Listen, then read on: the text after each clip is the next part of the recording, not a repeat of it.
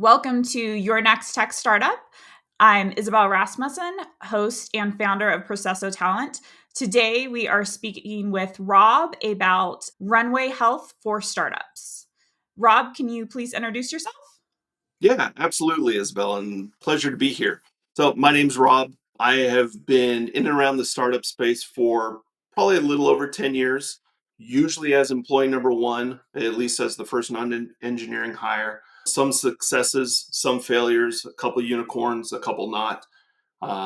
Basically, have been in from day one wearing all the different hats until we pass them off to the heads of it and so on and so forth. And a little bit about what you're doing these days. Yeah, so the current project is myrunwayhealth.com. So as, an early stage operator in startups, it always annoyed me that there was no programmatic solution for budgeting and forecasting, the forward looking aspect of managing a business and a startup. And so my co-founder and I and a couple of select individuals put our heads together and decided this was something we're going to build. So really to enable those early stage founders, that early stage leadership team to make better decisions, have the information at their fingertips in order to do some forward looking as opposed to just being reactionary as things come to them.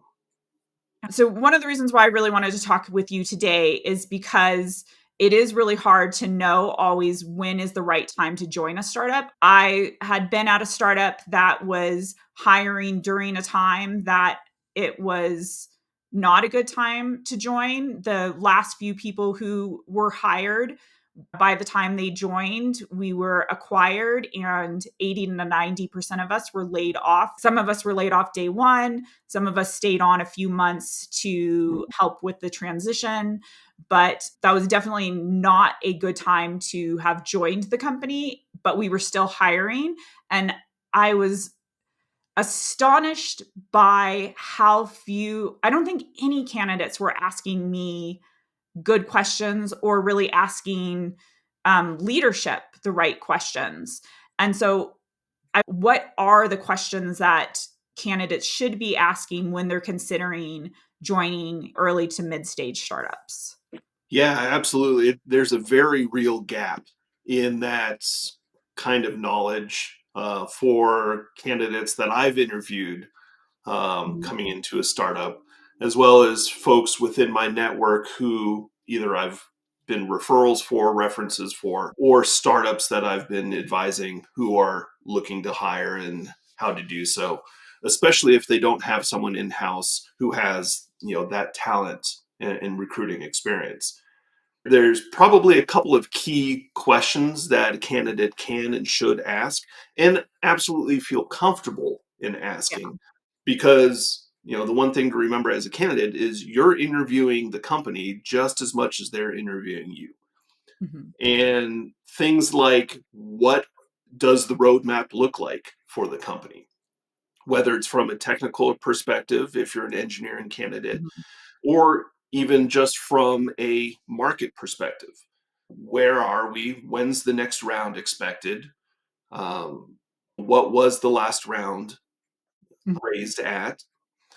You know, what are the hiring plans? What's the exit strategy? What are Mhm. the exit potentials for this company? Are we going for an acquisition by a PE firm? Are we going for an IPO? Are we looking to be acquired by another larger competitor somewhere down the road? Yeah, and let's talk a little bit about when to ask and who to ask those questions to. Because I know sometimes I get those questions asked to me at the first round of interviews. From going through the ups and downs of startups, the recruiting team, and oftentimes outside of the executive team, some of this information isn't widely shared. So That's that gets absolutely true. tricky. Yeah. So anyone you speak to, what was the last round of funding? And how much was that round of funding for? And so that's kind of like a good starter question. When you're speaking with engineering managers, they should be able to speak to hiring needs and the roadmap for that Mhm. year is. But I've seen that change in a day. It absolutely has. Right. You can learn a lot about the culture at a company Mhm. and about the communication style of the leadership team by some of these questions that you ask during the interview process. If you're asking, in your third or fourth interview, let's say it's with the engineering manager, Yeah. and you're asking about, they've been there for, longer than a month, and, you ask them, what was the last round raised at Mhm. and how much was raised, and they don't know, that tells you something about possibly about the internal communications at the Mhm. company if they're not sharing that information internally. For me, Mhm. that might be a flag. If they are sharing that information and they're able to impart that to you, that also tells you something that, it's a probably more of a tight-knit team. It speaks it can speak good for the company culture. So it's not just the matter of asking the question, what question to ask. What else can you learn about the company from how it's answered? Oh, that's great. And then what about I 100% previous rounds of funding, anyone that you speak to should be aware of it. In regards to when you ask the questions, it's always better to ask recruiting and leadership when you're in a technical interview. That's the right time to be asking about work culture, engineering culture, but not funding. I think everybody should know about previous funding rounds. In regards to that culture, how common is it that all of the staff for an early stage startup knows that a lot is going on around funding? No, it's a good question. Some of it depends on the size of the team. I Mhm. think if it's a very early stage, if we're talking pre-seed, seed stage, where Yeah, there's everyone would maybe know. 10 to 20 employees, they may not know just because Oh, they're so heads down and charging forward on, huh, what's okay. in there. But at the same time, yeah, there's a point in the interview process where, maybe it's when you actually get an offer Yeah, and you as a candidate can sit down and say, this looks great. I have a few more questions that I'd, love to get answered before I can accept this. yeah. And that's when you can ask some of these more targeted uh, personal questions. Hi, we've had significant technical issues, so we're now in different outfits, but we'll get right back into things. So, one thing that I wanted to talk about is how to do that kind of like back of the napkin math to try to figure out what a startup's potential runway is. The time that makes most sense to do this is like we talked about, you've gone through a couple of interviews, you found out how many employees there are, how much they've raised, and so let's say they have, I don't know, 10 employees and have raised 6 million or whatever numbers are easy to do the Sure. math. Yeah. So I mean, a lot of it will always depend on what the vertical is. If it's a CPG company, if it's a SaaS company, if it's, whatever it is, healthcare, biotech, because a lot of those will have different core costs, Right. whether it's R&D labs and so forth. But let's take a SaaS company for example, because Yeah. that's probably the majority out there. You can do some very quick back of the napkin math in terms of what the head count is. If it's early stage, if it's 10 people in a SaaS company, high chance, high likelihood that most of the employees are on the engineering side.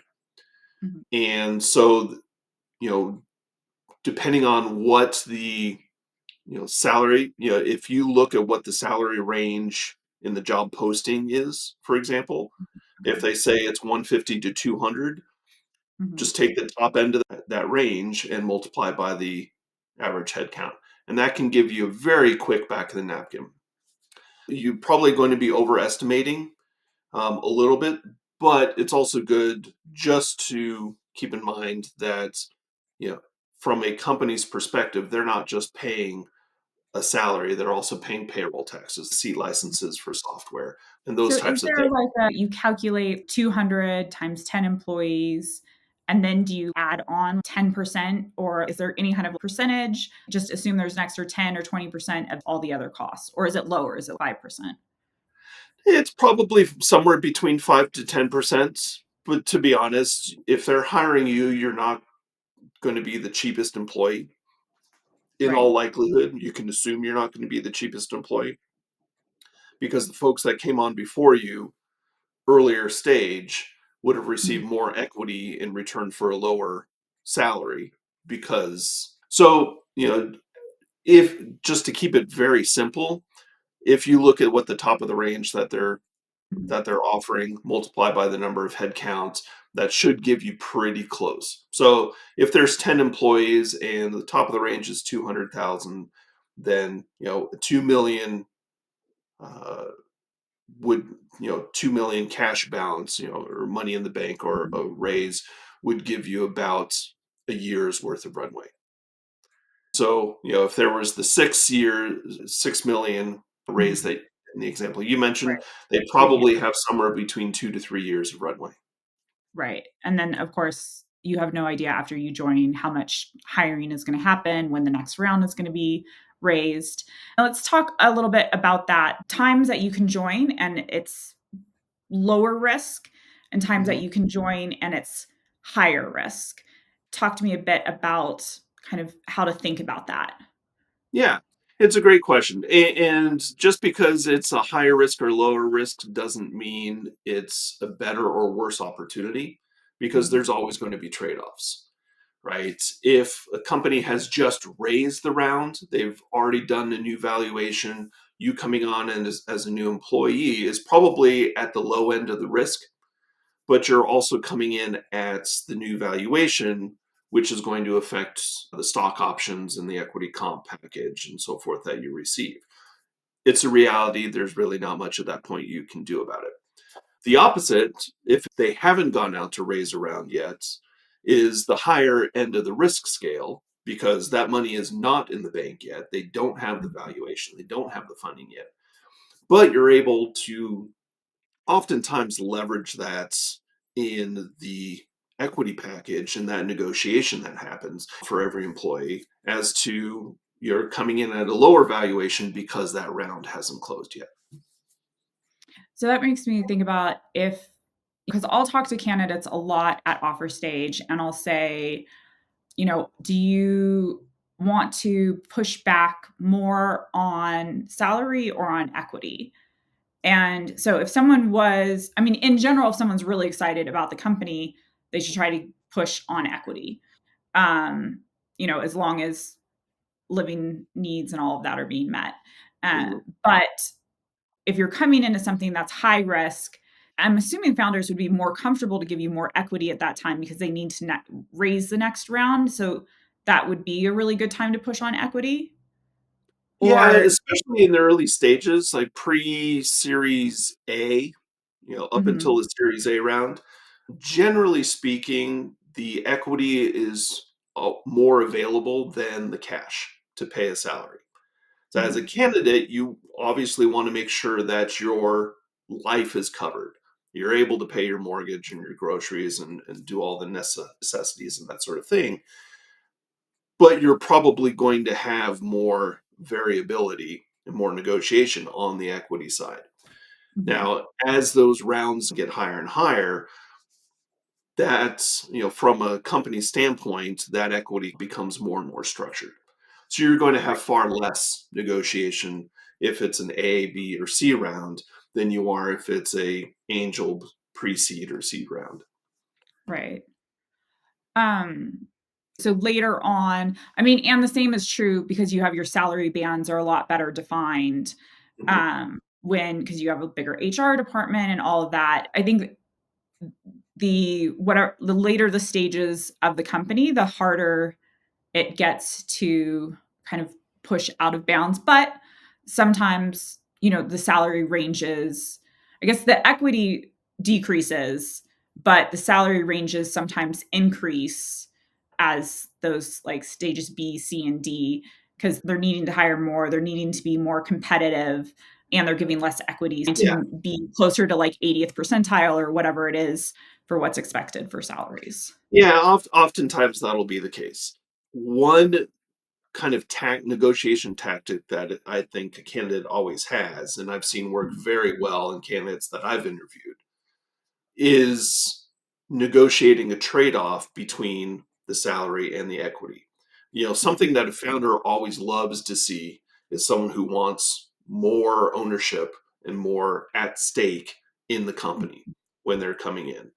So if I'm a candidate and I come in and I am really jazzed about where this company is going, what they're doing, there's a chance that you come in and saying, you know what, instead of salary at 180,000, what if we do a salary at 160 and, another X percent or basis points in equity, Mhm. or, you know, turn part of the salary into a signing bonus, which is better for the company because then they're not on the hook year after year. It's just a one-time spend. This part of the salary into signing bonus and still push on equity. Yeah. Again, there's no harm in asking, Right. especially if you're already at the offer stage as a candidate, Right. then it's obvious that the company wants you. Yeah. Now is your best chance to negotiate for the compensation package that you think serves you best. The best candidates are going to be the ones who are already thinking about the company's best interest even Mhm. before they've accepted the offer. From the founder's perspective, if I Right. have an engineering or an operations or a sales or whoever it is candidate coming in, and we're at that final stage before the dotted line is signed, and they're already showing me that they're thinking about all these different pieces of the company that may or may not be inside their normal purview, but they at least have an awareness of all these different pieces. That is suddenly a much more attractive person for me to hold on to. Right. Yeah. And I think their founders are sometimes more, well, they're flexible for a variety of reasons at those early stages, but I think there's a lot of hesitations or different concerns when you're hiring your first 10 engineers versus you're hiring engineers like 40 through 60. That bar that is set for the first 10 engineers, if you're able to get to offer stage at that company, they really, really want you. And they've probably honestly passed on a lot of great candidates, but like they just, didn't, there was a little something missing. And you're the one that they don't think anything's missing. So, whereas the reality is when you're hiring your 45th engineer, because you have 40 other engineers on the team, like they can be missing a couple things because the rest of the team makes up for it. Exactly. I like the analogy of at that 40th, 45th engineer that we're hiring, we're looking for a puzzle piece. We're looking for Mm, someone to fit in and join the rest of the team. For those first 10 hires, I'm looking for a puzzle master. I'm looking for mm, someone who can come in and actually help build the puzzle as yeah. opposed to someone who can fit in. Yeah, and that's what makes my job so hard. Okay, so last question is, is there anything that we've not discussed yet that you feel like it is really important for, someone who's interviewing at a startup? Some of the questions I always like to hear from candidates Mhm. is kind of touching on what we were just talking about, but it is the sign that they're looking ahead for the company and at the company. Right. What is the biggest risk facing the company over the next 6 to 12 months? Now that we've raised this money, or if it is the fundraising, what's the long term vision for the company? How does engineering fit into it? Mhm. How are technical decisions made at the company, and who among the leadership team is involved in that? Right? Is it just the CTO, or is it all of the leadership team? Those types of questions show me as the hiring manager that this is someone who is thinking critically about not only their place in the company in the near term, but also in the long term. And in a lot of respects, it signifies that they're thinking about what are their own growth opportunities in the Right. company, which as a founder or as an org leader is something that I have to be thinking about. for all of my employees, what's the professional development options for them? Because that's the way that I keep people around. So having a candidate who shows through some of these questions in the conversation that they're also thinking about that can make my job a lot easier, because that might be something that I can tap into to help me address those needs, Right. as things go forward. Yeah, that also makes me think about, right, the last 2 years have been rough. And so you see candidates who have like these 6-month roles, and it wasn't really their choice that they have a few short roles. And I think I would love if we switched from judging them as job hoppers, which I think was fair 5 years ago. Like, Mhm. if you saw somebody hopping, changing roles when things were great every single year, like they were job hopping. But they also, every time they hopped, they probably got 10 or 20K more. Yeah, they Isn't they hit their 1-year cliff and they looked for a new job. Yeah. But to kind of, I almost feel like if we could take, have some understanding and empathy for how hard things have been, and then really focus on, well, what is their level of interest? Like, what are the, like, addressing those type of questions? Like, do they talk about the role in a way, like, and are they asking the right questions that indicate that there's someone who wants to stay for multiple years? And, and I understand there's that balance between knowing what to say and actually being that person. But Yeah, and even going a little bit further than that, if you're the candidate who has been faced with this tough market over the last several years, and you've been forced to move jobs more often than you would like, a great question that you can ask is, are there any questions or concerns about my background or experience that I can yeah. address? And actually putting that forward, not trying to hide it, but actually saying, hey, this is the reality that happened. What questions can I answer from you to show that this wasn't a track record? This was, market conditions. Thank you everybody for watching, and I hope that, this helps you interview better, make right decisions around what's going to be the right company for you to join next. Thank you.